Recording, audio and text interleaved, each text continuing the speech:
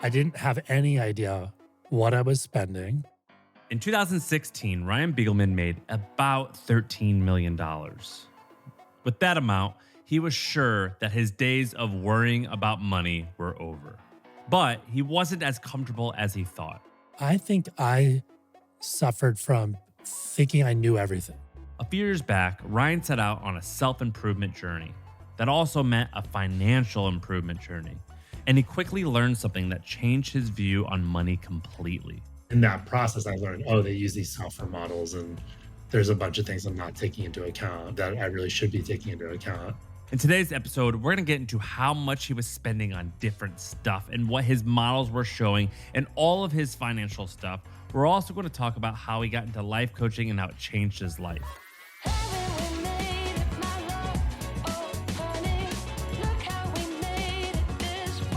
I'm Sam Parr, and this is Moneywise. You can scroll through Instagram for just a few minutes, and you're going to see so much content on how to make money, but there's not a lot of stuff on what to do, how to live, how to think after you've already made a little bit of wealth. And the reason I know this is I'm the co-founder of a company called Hampton. You can check it out at joinhampton.com. It's a community for CEOs and business owners and people like that. And I'm able to see all these amazing conversations about money that typically only happen in private. And these are conversations with high net worth people. And I thought, you know what? That would be amazing if this stuff was done in public, and hence this podcast, Moneywise. With Moneywise, we're going to talk to people who have made a ton of money and they've changed their lives. And we're going to talk about how they've changed their lives. And they're also going to be brutally honest about all their finances, their expenses, their portfolios, and more importantly, the personal challenges that come with being successful. And by the way, if you're the CEO of a startup, the founder of a startup, you got to check it out, joinhampton.com. That's my company. That's where you're going to be able to connect with a lot of like-minded peers. You're going to have access to hundreds of events that we host throughout the country. And if you like this podcast, Moneywise, a lot of the people who I have on this podcast, not all, but a lot, I met them in Hampton. And so if you like the people who we have on this podcast, you like talking about money, you like having people on your side, you run a company and you're lonely, check it out, joinhampton.com. And of course, we have to give a shout out to ryanbegelman.com, today's guest. That first big check, that $13 million, it came from Ryan's exit in a company called Bisnow. Bisnow, by the way, it's basically a news and event company for people who work in commercial real estate. So they had newsletters, they hosted events, things like that. But there's something really interesting here. Ryan didn't actually found the business. Mark Bisnow founded Bisnow. His last name's actually Bisnow, but I sort of later changed the company's name to Bisnow as I expanded it. So first off, I want to give Mark a lot of credit. I mean, he and Elliot really built the initial business. And I cold reached out to them to see if they would sell me the business and ultimately cut a deal where we would sort of grow it together, and sort of bought into the business a bit. Grew the business, bootstrapped it. From when I joined, it was at 1.5 million in revenue, and grew it to over 20 million in revenue at about 6.5 million free cash flow, or EBITDA. And then sold the company for $51 million to a private equity firm. That exit was a huge deal for Ryan. But as you probably gathered, based off the fact that he tried to first buy Bisnow, Ryan already had a little bit of money. And at the time, he carved out a comfortable career as a more typical one percenter. I was obsessed with being a business person, being an entrepreneur since I was little. And my dad was, of course, a great inspiration, my mom too. But yeah, I went into finance. It seemed like the fastest place you could learn business. And it was. I went into investment banking. I interned during school, and then eventually got myself into the Carlyle Group, which is this big private equity group. And I worked in the U.S. real estate fund. Ryan spent around a decade working his way up the corporate ladder. And although he already had a stable career and solid income, he was not satisfied. And so he risked it all. I had built up like $250,000 of savings when I left Carlyle. And when I left Carlyle, I put all of my money into BizNow and this other company that Mark's son and I started called Summit, which is like an ideas festival and community. And between those companies, I basically had put every last dollar I had. How much did you have left of the 250? I mean, there were many times where there was, just enough basically to like pay myself. Like 5,000 left? Yeah, I basically lived on, I figured out what's like the least I could live on, which was $6,000 a month at the time.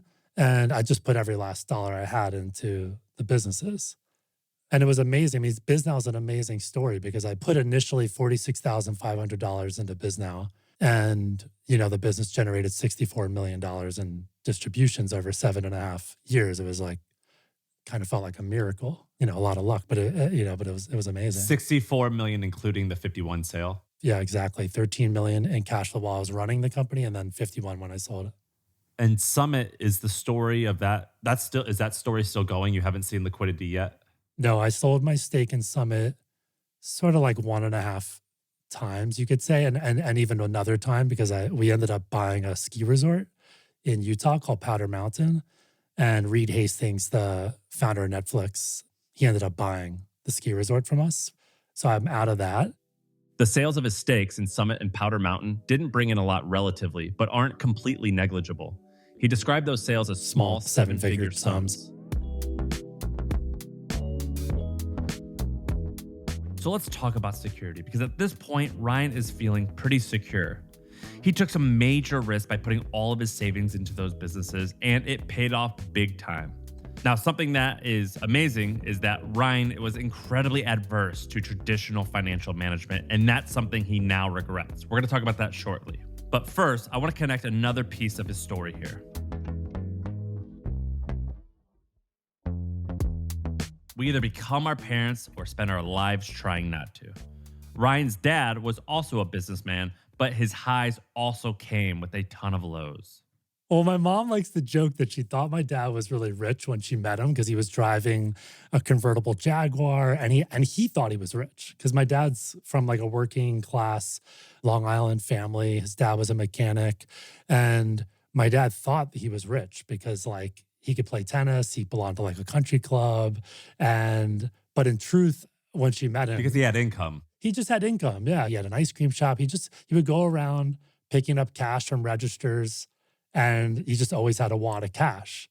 What my mom didn't appreciate was Where I grew up, we call that being hood rich. that's exactly right. I think what my mom didn't appreciate is my dad didn't have much. He didn't have like a 401k or equities or anything.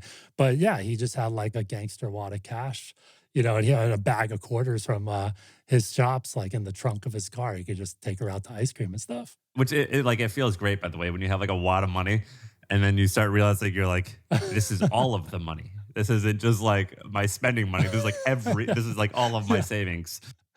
Totally. And so his thing like worked and then didn't work and then did it work again? What's that story? Yeah. So my mom meets my dad. My mom was sort of broke. She meets my dad, and she's sort of at the beginning of her career. And my dad went on to have a really good decade where his business grew and grew. He would buy one townhome, he'd renovate it, he'd take the cash flow from that, he'd borrow against it, he'd buy a second townhome and a third, he'd buy a pizza shop, he'd buy a third pizza shop, he'd expand. And he and his best friend from high school and their two tennis buddies built this like little empire. And then they overexpanded. And then the late 80s recession happened, and they took on too much debt, and they spent a really long time, a lot of my childhood, sort of fighting off bankruptcy and taking on really high interest loans to pay off the lower interest loans and stay afloat. And during that time, my mom's career as a commercial leasing agent took off. And she had some really successful years where she was actually the top agent like in our area. And that created a lot of strife in my household where my mom was, you know, upset with my dad, I think, about the way he wasn't maybe taking certain steps to make decisions that she thought were less risky or were, you know, sort of wiser. And the whole power dynamic between them, I think, was sort of strained. Did it work out for them? Or are they still clawing their way back? So it took a long time, but really proud of my dad. And he's just been a real example of steadfastness. And he and his partners, you know, one foot in front of the other, they came back. And interestingly enough, my mom's career sort of wound down as she got older. And my dad became sort of this hero of our family and became much more financially secure. Ryan's path does not exactly look like that, but it's interesting to see how much of his dad's tendencies show up in his behavior. The first notable one is flashy spending. I started spending more and more towards the end of BizNow. I had this attitude where I was like, oh, you know, what is it like to stay for, 3,000 a night at like, Blackberry Farm in Tennessee, the nicest hotel in America? Or, what's it like to have a chef come over and like cook dinner for you and your friends like on a Saturday night? Or, have a mariachi band come play just for fun, like in your living room? Or I was sort of like playing, and I was just giving myself like a little bit of like, oh, I wouldn't do that. I'm not going to do that 5 times, but like I could try it a couple times. And then before you know it, it's like you start getting, or I started getting hooked on like, oh, well, now that I've seen like a really nice hotel room, it's like, I don't really want to go back to staying the other way, you know? Yeah, I'm not that way with hotels, but I am that way with flying. Yeah. I've never paid for a private flight, but I've been on someone else's private plane, and I'm like, it's hard to go back. I want to do this all the time, and so I understand that sentiment. What were you spending before you sold the business? Do you know? Remember per month? So this is part of the problem. I didn't have any idea what I was spending. Only thing I tracked was my net worth. I had a spreadsheet. You'd think I would know a lot more about this because I was a banker and a private equity guy, and I knew a lot about modeling. But all I had was a stupid little spreadsheet where every like on random dates, I would go through all my various bank accounts and things, and I would add up my net worth. But I had absolutely no idea what my spending was. And I sort of thought, oh, it's maybe like kind of like this because my credit card looks like this some months. But what you forget is that like, oh, you also spent like $15,000 on Burning Man in August, and that's not on your credit card in September, October, November, et cetera. Oh, you paid for your property insurance once a year, and that was $25,000 for your $5.5 million townhome. And I just wasn't tracking all that. And then things just grew and creeped up. It's like once you have a townhome, you have a handyman. And then it's like, oh, it's really nice to have the handyman like change the filters on your cold plunge. So like you'll just have him come do that every month. And I wasn't tracking like, oh, I guess he charges 50 an hour, and took him like 2 hours because he also changed like a light bulb while he's at the house. And I asked him to fix the refrigerator. And it's like shit just added up, you know? Yeah, I know. I totally know. So pre-tracking, what was your peak monthly, like 6-month average? 60,000 a month? Yeah, probably. Like what I do know is that my peak spending since I started tracking it was about, not including taxes and depreciation and non-cash, just cash money out the door that's not tax, was like over $800,000 in a year. Let's see, 800 divided by 12. Yeah, 67 grand a month. Yeah. It's around this time that Ryan starts to question a lot of things in his life. And through that questioning, he discovers life coaching, which he poured around 6 figures a year into. We're going to get to that in a second. Now, $800,000 is a lot, but given that he had a net worth of around $16 million, it's not completely shocking. The problem, however, wasn't just the money going out, though. It was also the money coming in. So the biggest mistake in pre-epiphany, Ryan, is he was just severely overinvested in cash, i.e. underinvested in the market, because I thought I'm going to start another company. And this is where I underestimated how much I was burnt out.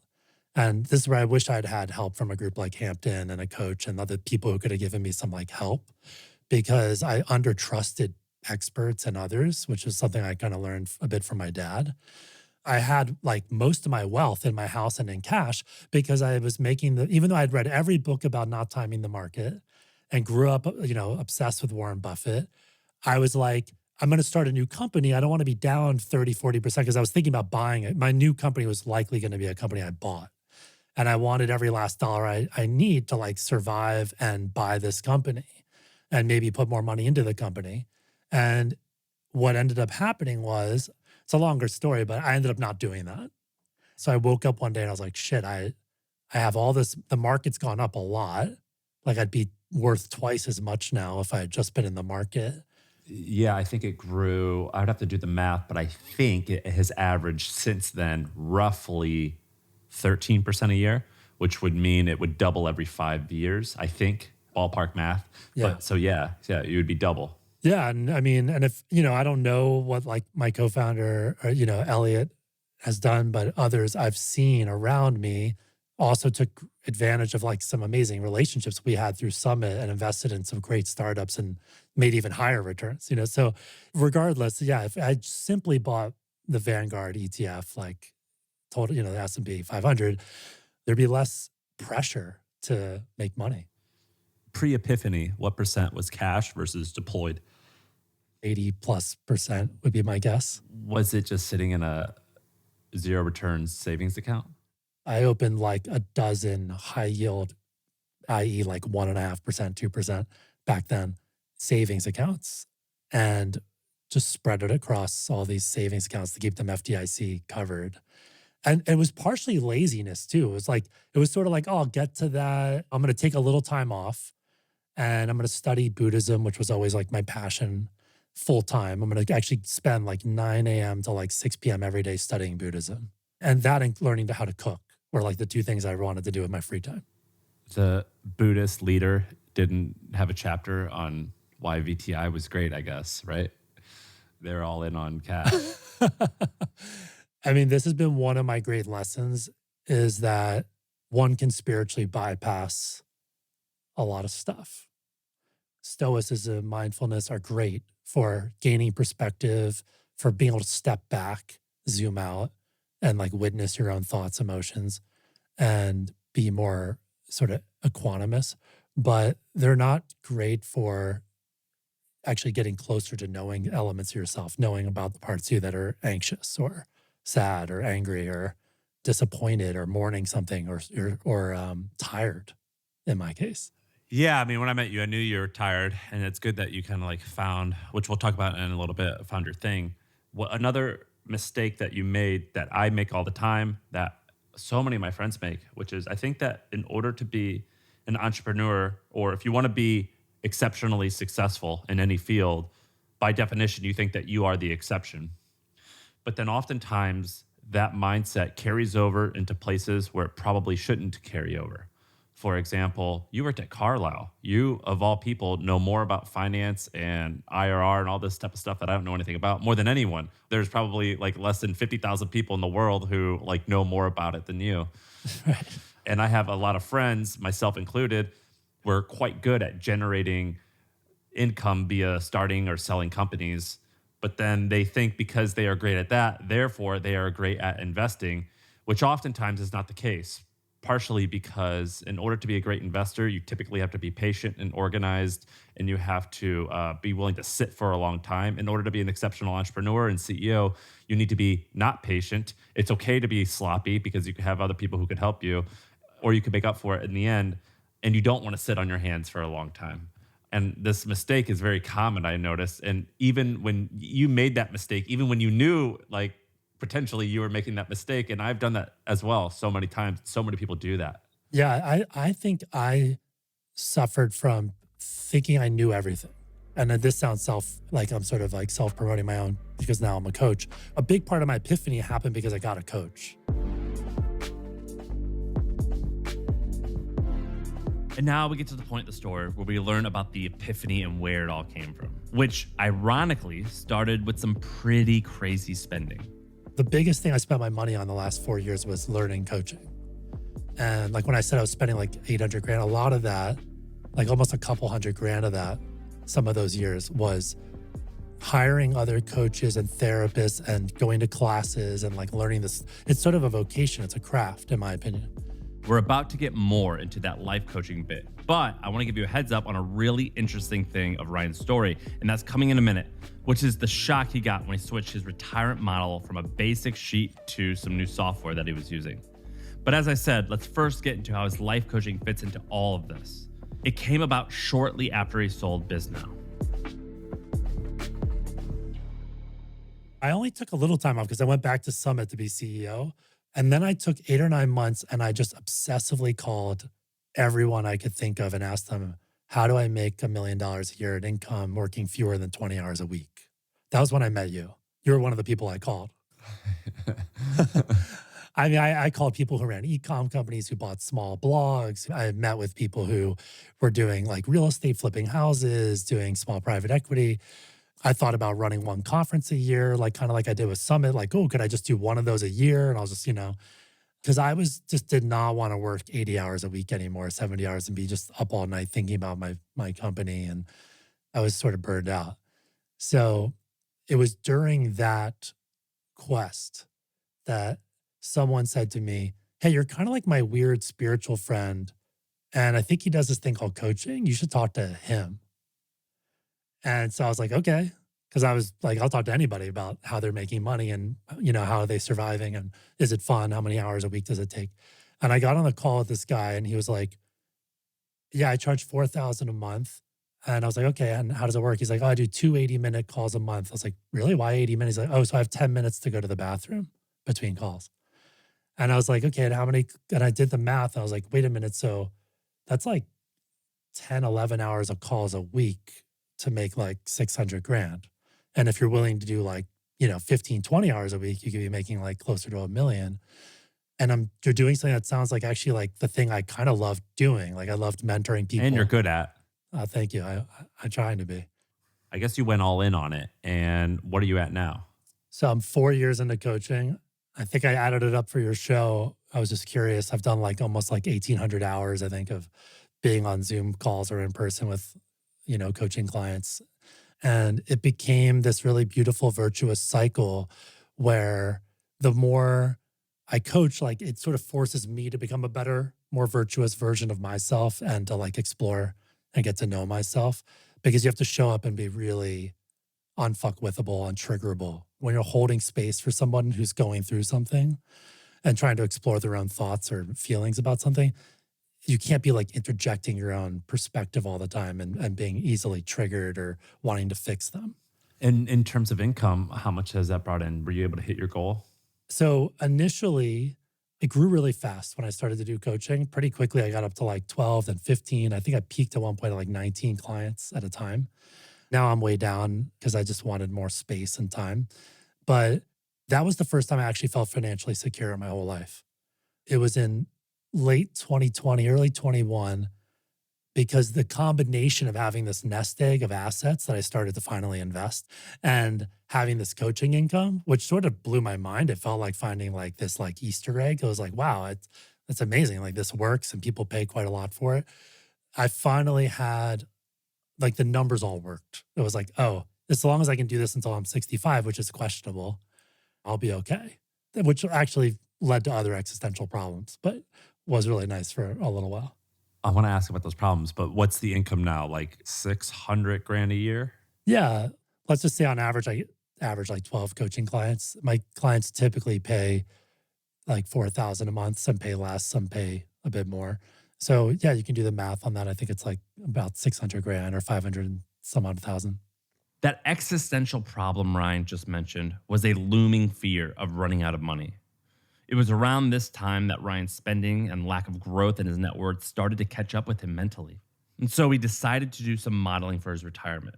One method that he used, it showed that he was all good. Oh, and just a side note, if you're wondering why his audio changed, it's not you, it's me. After I spoke with Ryan, we realized that there was actually some information we had to get from him. And so my producer, Jackie, she actually jumped on a second call at Ryan, and we were just using our laptop microphones. It was right before he got onto a plane to Italy. What I was doing was I hired an Excel modeler, and together he and I made a projection of the rest of my life, including all my spending, my income from coaching and other things, from investments, the way that my investments would grow over time, having children, and then having my children come off like my payroll eventually, and then retiring and having no more income after retirement from my job and so on. That model made me feel pretty good. Now, Ryan's a finance guy, which means he knows a thing or two about modeling. And like he said, he felt good about the results, but he wanted to be sure. And that's when things became a bit worrying. I started interviewing financial advisors to see if like they could help me double check that I was on the right path. And in the process, I learned more about how they use software models to analyze all this. And I found that the financial advisors were really expensive. So I ended up finding a small firm that'll build you a software model sort of by the hour. And so I did that, and they ran the analysis, and it was more pessimistic and presumably more accurate. And I don't know all the reasons why, but it's running like Monte Carlo analysis and looking at different probabilities and scenarios and different based on like the history of the stock market and different ways it could be up or down, and taking into account more precisely things like taxes and what happens when you start withdrawing from your 401k or whatever. So when they did all the analysis, they came back, and that was like when I had this epiphany that, wow, I'm spending too much, or I need to like really start generating more income, or both. By the way, I do this modeling all the time. I use Kubera. That's a free tool I use. That's a plug. They're not an advertiser right now. And what I try to do is a few things. The first thing I try to do is I set a budget for my wife and I, for my household. And let's just say it's $30,000. I don't really care where the money goes as long as it's under $30,000. And each month we'll have a meeting. We'll discuss, did we go over? Did we not go over? If we didn't go over, how do you want to spend that money? We should spend it. We should have fun. We should enjoy our life. The second thing is I'm incredibly conservative with my income as well as my expenses. So whenever I set my monthly budget, I assume that it's more than I'm actually going to spend, but I'd rather be conservative there. And I assume I'm going to make less than I'm actually making because, again, I want to be conservative. And finally, I live by the 3% rule, which is I could spend 3% of my liquid net worth and basically never run out of money. Now, I don't because I have income. I'm not drawing down on my liquid principal. But assuming I don't have any income, 3% of my liquid net worth, meaning my investable assets, that's things that are not my home, but things that are invested in the S&P 500, maybe cash flowing real estate, things like that, I can spend 3% of that. And I do this modeling all the time because once I have these guardrails, it just makes me not worry. And speaking of worrying, the anxiety of running out of money was something that was already in Ryan's head. It was just dormant. He had seen it happen to other people in his life. This has a lot to do with what shaped me and my life's obsession with financial security, because I watched my grandparents on both sides run out of money before they died and have to be supported by their children, who thankfully were able to help them. But I saw like the shame of that and the struggle of that, and because they were proud people. And I think it was hard to make that transition towards the end of life when you're already quite vulnerable. And this is where his spending takes a big turn. He was spending roughly $67,000 a month, and today that's been cut to half. And I'm still trying to reduce my burn. It's actually become a really fun game that I'm in the middle of. Like, I literally just went into a store last week and was buying a thing for my dog, and I got to the register and it was like $29, and I was like, yeah, sorry, I got told the cash register, like, apologies, I'm gonna go put this back. And I could obviously afford that, but I'm trying to learn the discipline of being more the way I think about it now is I didn't really respect money. That's interesting. I think the way I like to think about it now is that money is sort of like its own entity, like almost like a person, or it's like an energy. And in the same way that like I want to respect my energy, like I don't want to just like bleed energy and just, be, I want to be a little bit more respectful, which can include enjoying it, like spend it on, upgrading to, Economy Plus, or, go get a toy that you want. I know, like Andrew Wilkinson mentioned on the episode on Moneywise, that he bought a really nice guitar and he sort of regretted it. But I was like, that's cool. Like, you're going to need to make some mistakes learning. I think, you talk about this on the show, like learning how to flex that muscle. But I also wish I had just been a little bit more respectful. Like I was just wasting. Like if you think about it, you work hard, which takes a lot of energy, and you store the energy in money. It's like kind of like I was just like pissing on all my prior work, and luck. So I'm looking at the list of things that you produced. So you cut from your life some vacations, you cut a summer home, you cut pet care, you cut some tutors. You had like tutors and stuff. You now fly economy instead of business. You go less hard on Burning Man. You don't buy as many clothes. You cut your handyman, you're decorating your home organizer, and your Amazon cart. You now have a rule where you have to wait 1 week to buy it. Is that right? Yeah, it's not a hard and fast rule, but generally speaking, I'll put a bunch of stuff like, because, I'll be on like YouTube and I'll hear about like some cool thing and I'll add it to my Amazon cart and I'll just put it in my cart and I'll just wait a week or two and see if I'm still like, think that's worth it. So what are you trying to reduce it to? Your monthly spend? You said my spend is 360. I think about it as like 300 because it's net of my Airbnb revenue because I rent out my house. So it's like kind of my way of justifying my expensive house. And I am thinking about selling my house and downgrading into like a smaller place and just being like a renter. That's like the last really big switch I can pull that I haven't been courageous enough to pull. But are you doing that because like will that make you happy because you literally don't want like is that a financial decision or a this home is just too much to take care of decision? So I love the hell out of my home. It's super central in Williamsburg. It's got this epic steam shower. I built basically like a bathhouse. I have a sauna and a cold plunge and a steam room, and people love to come over and and hang out in those spaces, and I love it. It's a wonderful. It's been one of the wonderful things I invested in or bought. Having said that, it's a lot of home for someone who does. I bought it, partially to have kids. I don't have kids yet. I'm just curious to see what kind of freedom I'd have. Like, what would I do with my time? Could I be more contributing to society? Could I be a better, happier version of myself? Could I be more helpful to other people? Like, for example, I coach and I'll discount people who can't afford my coaching sometimes. But like, it might be really nice to have like, half my clients be free or much less and help people. But like, I don't do that right now because like I have to earn a certain amount. So what does his burn consist of now? Okay, so 120,000 of that is just paying for my home, which I own with no mortgage, but it's a big home in New York City. And so like property taxes and insurance and repairs and things like that add up to about 120,000 a year. And then coaching is about 105,000 a year. And some of that is still this money that I'm spending on people training me and helping me. About 40 to 50,000 of that is from that. And then some is health insurance, accounting, professional liability insurance, et cetera. And then about $140,000 is personal expenses.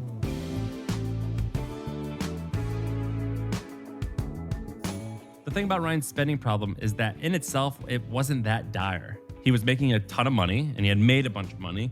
And because of that, he was able to live a comfortable life. But there were a few mistakes that led to his spending becoming a real problem. One was his lack of trust in safe and traditional investments, which is something he's changed now. Two is that he got used to a lifestyle and didn't really question if it was contributing to him being happy or not. As you've heard, Ryan isn't completely adverse to spending a lot of money when it's meaningful to him. For example, like having a coach, which accounts for almost a third of his spending. And that's okay because it's part of his passion and he gets meaning from it and it makes him happy. The third mistake is something we talked about earlier, which is assuming he could keep up with the pace that made him $13 million in the first place. One thing I would say about I've noticed with the people I work with is I really think people need help with endurance. I think life is hard. And I think in many ways it's harder than we almost want to admit. And I think a lot of us struggle, as I know I do, with, anxiety, and sadness and disappointment and are trying hard to sort of fill their life and find well-being. And I think it's really hard to have endurance. How do you define endurance? Is endurance defined as 5 years, 40 years? Can you bucket different like levels of endurance? I mean, I would just say, the ability to sort of have some well-being over a really long period of time and sort of stay in the game, hang around the hoop because you're going to go through a lot of hard stuff and to not burn out. That's one of the things I think I wish I would have done a bit better is just take it a little easier on myself. I was very self-critical, very pushing myself really hard to be sort of perfect in a lot of ways and to put up with a lot of stuff that maybe I could have been a little bit more sensitive to myself about.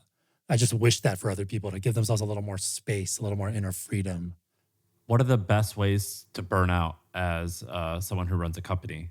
Like, for example, I paid myself very little at my previous company. I paid myself $3,000 a month, even though we had plenty of money to pay myself $100,000 or $200,000 a year. And I felt that made me burn out. Do you have any examples like that where that is a really great way to burn out and only lasts 3 years? Yeah, I would say not asserting oneself enough with their co-founders, with their key people, with their investors. Like in my case, I was trying to be equanimous, right? I wanted to be like the stoic, manly, even keeled, nothing bothers me, because I'm the leader. I need to stay cool, calm, and collected at all times. When actually like things were there would be things bothering me. And I wish I had learned a little earlier to just have a little bit more self-kindness, to have more self-knowledge, to know some of what sort of I'm sensitive to, some things that maybe don't bother other people, but bother me. and then assert my needs a little more, have a little bit more boundaries around certain behaviors I don't want to put up with. I made all those mistakes. Partially because when you're young and you're getting into it, you don't know what you stand for. And then partially because you're like, well, I want to be a team player and I just want to win. And there's 10 people saying this is the way to win, even though I think that's not the way. I'll just go along with the flow. Well, and not only that, but I think I thought like there's like a way and I want to do it the perfect way. When actually it's like, it's okay that like for me, I can't do what Huberman does and wake up and have a morning routine and like be like so dialed. I can't be like Ryan Holiday and be so stoic, or like many of the monks I was obsessed with and be so sort of mindful. Turns out I'm neurotic. I'm anxious. I have low self-esteem in certain areas. I don't like my appearance in certain ways. I'm scared to publicly speak. Hey, did you get your membership card in the mail for the Neurotic Crazy Person Club? Because you're part of our club. Welcome. Thank you. I'm glad to be here. I wish I had known we had a club. Yeah, I'll send you I'll make sure you get the membership card. Oh, and I'll say this too. I was horrified of not having money. And so some of my business partners were more low key about that, particularly in Summit, and to no fault of their own, but they were more excited about having fun and trying cool things and traveling the world. And I'd be calling them and being like, guys, we're going to miss payroll. We got to do something. And I would be freaking them. I'd be like, kind of like overwhelming, I think, to them, because I'd be calling all kind of in a dysregulated and bothered state. And I would become sort of a know-it-all and I would lecture them and be like, oh, I know because I'm like the private equity guy. And I wouldn't just be honest with the fact or no, oh, I'm actually just having a hard time. And what I could use a little help. I wonder if that's the right lesson to be learned from that experience, because I know a couple of those Summit guys, your friends, and one or two of them turned out wonderfully, where their reckless ways of like, reckless isn't the right word because that sounds negative, but it is reckless, where it's just like, oh, it's going to work itself out and we're just going to like try a bunch of stuff. That actually, I don't think has worked out for most people. There are these special people who are really comfortable in these reckless situations, and they're just incredibly talented.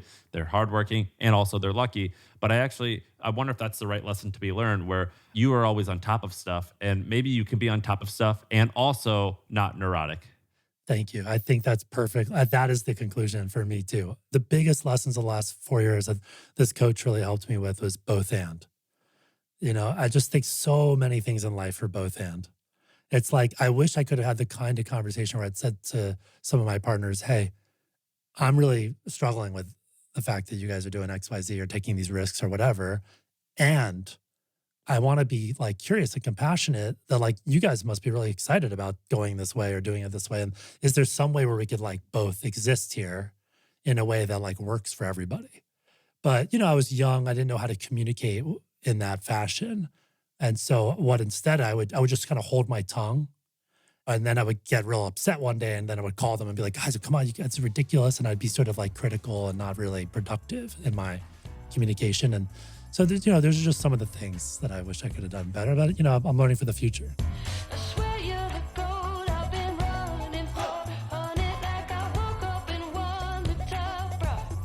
I loved talking to Ryan. Ryan's one of my great friends. I've known Ryan for years, and he's always been such a cool person. So I really look up to him, and I'm very happy that he came on Moneywise. And again, I'm going to give him a quick plug because it's a big deal that someone comes on here and they share all of their financials and they're not anonymous about it. That's a big deal to me. So I want to give him a shout out. So if you want to hire Ryan, you can check it out. RyanBegelman.com. That's Ryan and then BEGELMAN.com. He's the man. And of course, I got to give a plug to Hampton, which is my company. If you're a CEO or a founder of a startup or a business owner, check out my site, joinhampton.com. We create these groups. A lot of them are in real life, where it's 8 of you who have similar sizes and types of businesses.